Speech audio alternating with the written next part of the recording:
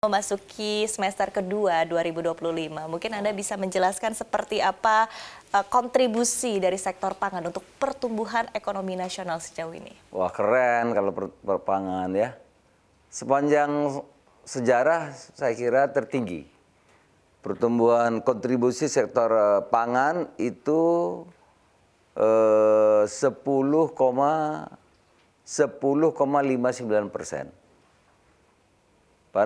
Kita tahu pertumbuhan ekonomi kita kira-kira 4,9 ya, 4,9. Tapi dari sektor pertanian, sektor pangan memberikan kontribusi yang cukup signifikan, 10,59.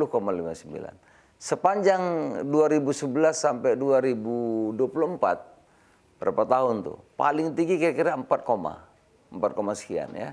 Tetapi tahun ini kita memberikan andil yang cukup signifikan 10,59% dari sektor pangan.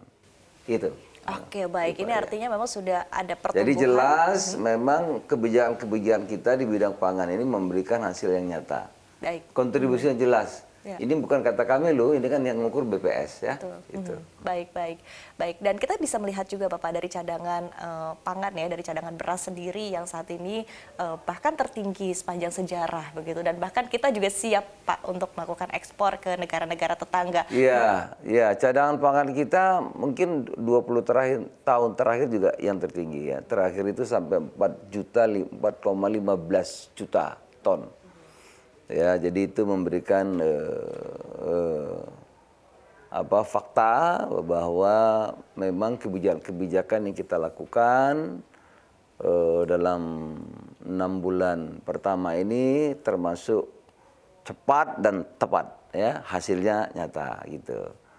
Pertumbuhannya kontribusi pangan 10,59, kemudian stok beras kita tertinggi sepanjang sejarah 4,15 juta ton ya.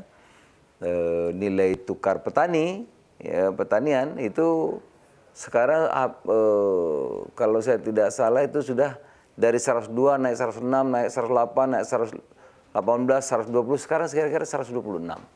Nilai tukar pertanian dari 102 melejit tinggi. Oke, tadi cepat dan tepat begitu ya, sudah dilakukan oleh Kemenko Pangan.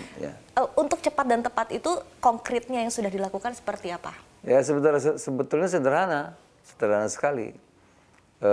Di mana-mana itu antara kementerian lembaga itu ada namanya ego sektoral, masing-masing punya aturan.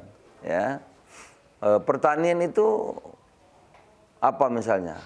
Ya, kalau kita ngomong pertanian kan nanti ada urusan pupuk itu BUMN ya. Nah, pupuk harus diedarkan, itu urusan perdagangan, ada aturan sendiri ya kan.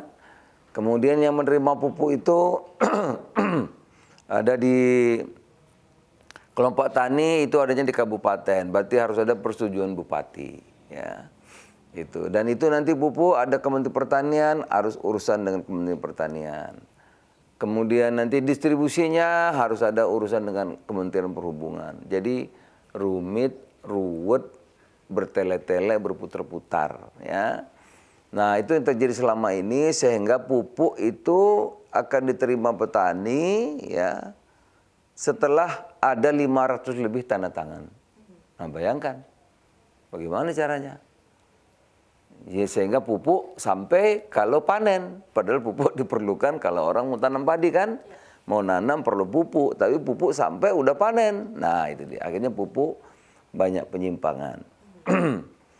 Ini kita dulu belum ada koordinator pangan, jadi satu kan menteri koordinator bidang perekonomian. Nah, perekonomian kan biasanya ngurusi banyak ekonomi makro ya, urusannya banyak sehingga ini mungkin bukan tidak diurus, tetapi tidak menjadi fokus utama. Nah, setelah ada Menko Pangan ini, ya kita fokus ngurusi ini, kita lihat secara detail apa yang terjadi. Jadi kerumitan, keruwetan yang berputar-putar, bertele-tele, sulitnya koordinasi antar kementerian lembaga ini kita pangkas. Pangkas pupuk dari berputar-putar, berbelit-belit, kita pangkas cukup. Data Kementan, kasih pabrik pupuk, langsung ke petani. Sehingga pupuk sudah tersedia sebelum tanam. Dampaknya produktivitas meningkat. Gitu. Dari data dari FAO nih, bukan kami loh. Itu memperkirakan produksi kita sampai Juli atau Juni atau Juli ini 37,7 juta gabah. Setara beras 21, sekian juta. Ya, jadi meningkat tinggi sekali. Itu.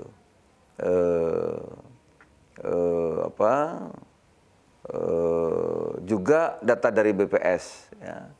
Dari Januari, Februari, Maret, April, Mei itu diperkirakan peningkatan produksi gabah itu meningkat antara 48 sampai 50%. Gitu. Jadi memang yang sudah kita lakukan itu hasilnya nyata. Itu baru pupuk. Nah, belum bidang-bidang yang lain. Ya. Sekarang kita sedang gencar misalnya mengenai irigasi. Irigasi juga aturannya rumit ruwet. Karena irigasi itu kalau sawahnya 1000 itu tanggung jawabnya bupati yang harus membangun irigasi. Kalau 3000 hektar maka yang membangun irigasi itu harus gubernur kan. Nah sekarang bupati fokusnya kan bangunnya jalan. Judulnya membangun bangunan untuk irigasi judulnya. Tapi yang dibangun jalan menuju irigasi. Jadi irigasinya nggak dibangun. Irigasi jangan Pak Harto dulu. Nah ini banyak yang kurang tepat ya. Banyak yang sudah rusak. Sekarang kita, memang Pak Presiden ini enaknya karena fokusnya pangan jadi cepat. Saya minta impres keluar. Sekarang irigasi boleh dibangun oleh PU pusat. Mau 1000 hektar ke lahannya, mau 3000 ya. Kalau kabupaten nggak bisa, provinsi nggak bisa, maka sekarang bisa dibangun oleh PU. Nah, itu contoh-contoh konkret ya, aturan-aturan yang menghambat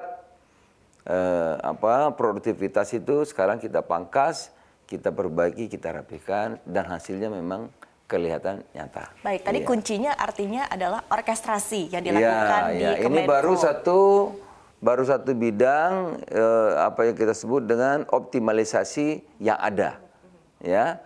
Nah, yang kedua tentu untuk jangka panjang ya, jangka panjang kita harus mengembangkan